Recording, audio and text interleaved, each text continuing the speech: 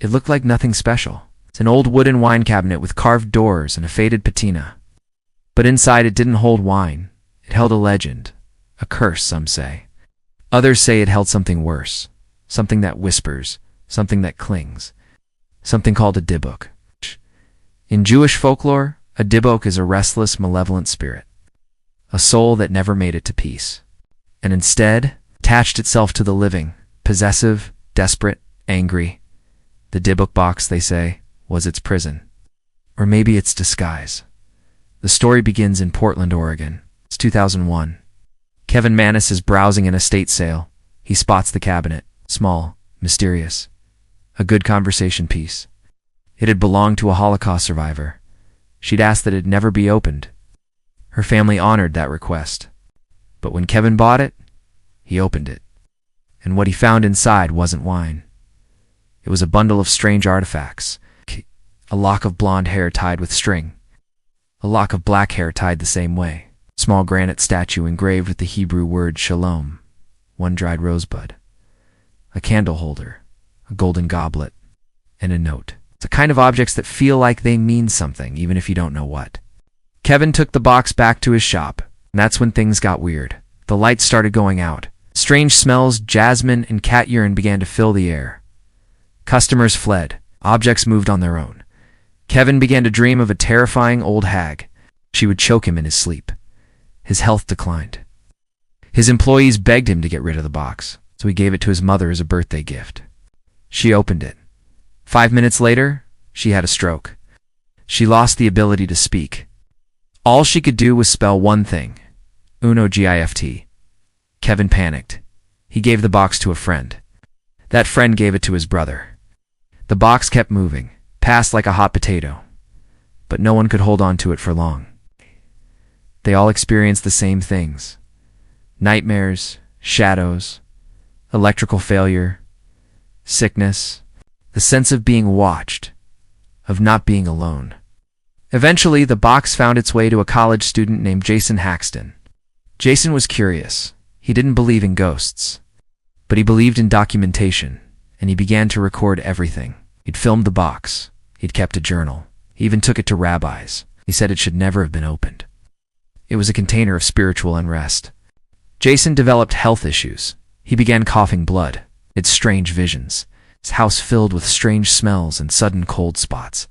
He buried the box, then dug it back up, then sealed it in an acacia wood container lined with gold. It's like a makeshift Ark of the Covenant. But the stories didn't stop there. The Dybbuk Box gained fame online. Paranormal forums lit up. People claimed the box could never be destroyed. And then Hollywood came knocking. In 2012, the film The Possession was released. It was based on the Dybbuk Box. The movie crew reportedly experienced strange happenings on set. Lights shattered. Fires broke out. A mysterious force made the set unfilmable. Was it just a gimmick? Or did the box not like being famous? Today the Dybbuk Box lives in a museum. Locked away, encased in glass. Watched by cameras. But maybe still waiting. After the box was sealed away, you'd think the story would end. But with every year, the legend grew stronger. More articles, more interviews, more Reddit threads. Everyone had a theory. Some said the box was ancient, that it had trapped a Dybbuk during World War II, that the Holocaust survivor had sealed it to protect the world. Others said no, it was just a hoax. A clever story spun by Kevin Manis, the original buyer. After all, he was a writer. He ran an antique shop. And the tale had all the drama of a horror novel, curses, nightmares, possession. But here's the thing. Too many people claimed to suffer, and the pattern was too consistent. Even skeptics started to get nervous. Could a made-up curse have real effects? Could belief itself be dangerous? Enter Zach Bagans, ghost hunter, TV host, collector of cursed objects. In 2016, Zach purchased the Dybbuk Box and placed it in his haunted museum in Las Vegas. He claimed it was the most dangerous item in the building. Visitors weren't allowed near it. Only a few were given private viewings. And what they reported was chilling. One guest collapsed on the floor. Another claimed they heard voices whispering in Hebrew. The room would suddenly drop in temperature. Cameras glitched. Shadows moved in corners where no one stood. Even rapper Post Malone had an encounter. He visited the museum in 2018. He touched Zach's shoulder while Zach was touching the box. That was enough, apparently. Post Malone later said he felt cursed. He was in a near-fatal plane incident shortly after, then a home invasion, then a car crash. Coincidence? Or the box flexing its malevolent power? Zach himself eventually opened the box. He documented it live. He read a prayer. The moment was dramatic and terrifying.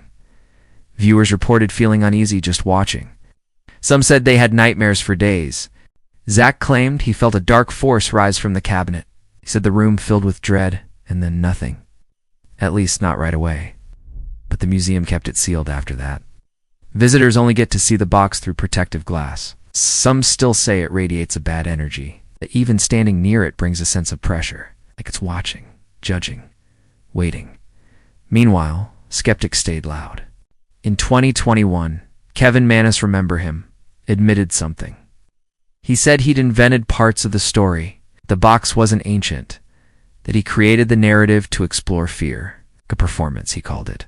But here's where things get weird again. Even after that confession, people still claimed the box had power. They felt dizzy watching interviews. That pictures of the box made them feel sick. That dreams of the hag still haunted them. So, is the box real? Or is this just a brilliant psychological trick? Can an object become cursed because we believe it is? Is the fear what makes it dangerous? Some psychologists say yes, that the mind is powerful. That fear can trigger illness, nightmares, even hallucinations. Others say don't mess with this stuff. Don't invite something in just because you're curious, whether you believe in spirits or not. The Dybbuk Box has claimed a space in modern folklore. It's become a modern golem. It's born not from clay but from fear, crafted by belief and fed by repetition. A story that won't go away, because every time it's told it gets a little stronger, a little darker, a little more real. And in the shadows, something might be listening. Something that doesn't like to be ignored. Something that's still waiting in the box. Silent, but never gone, ready to whisper your name. So where does that leave us? Is the Dybbuk Box just a great horror story, nothing more? Or is it something deeper, something darker, something true? Let's rewind one last time. The box's original legend said it came from Spain.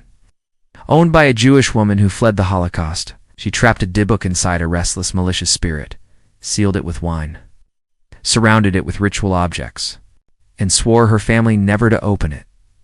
But records are shaky. Ow. No official documentation of the woman exists.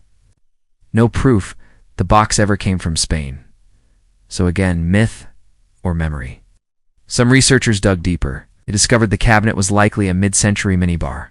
The kind sold in the 1950s. Not ancient, not mysterious, just vintage furniture. That alone should end the story, right? But it doesn't.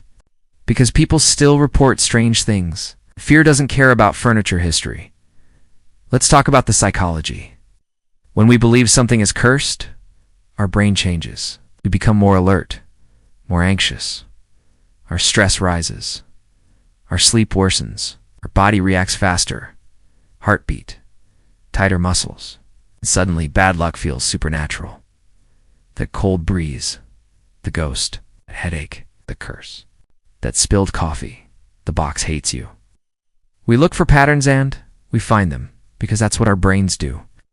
But here's where it flips again. What if enough people believe? It becomes real.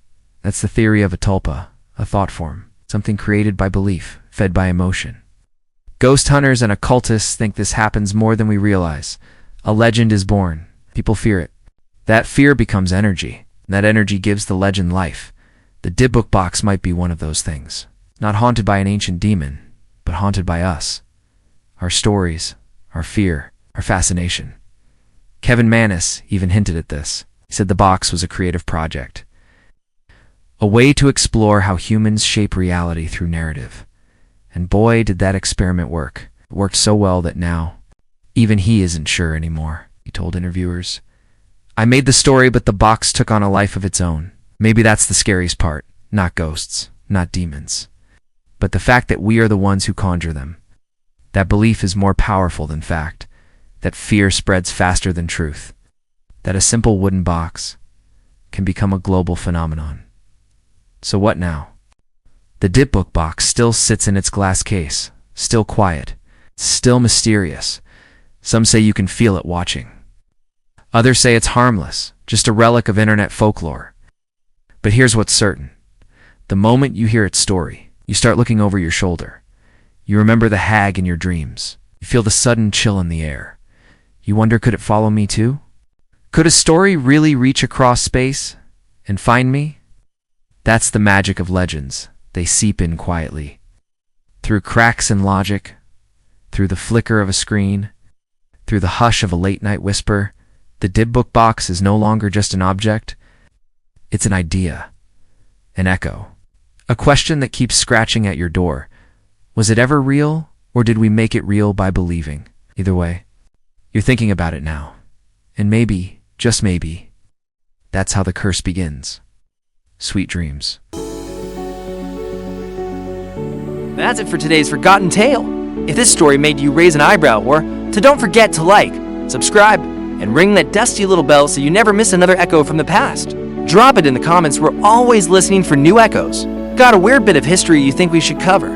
Until next time, keep your curiosity loud and your history weird.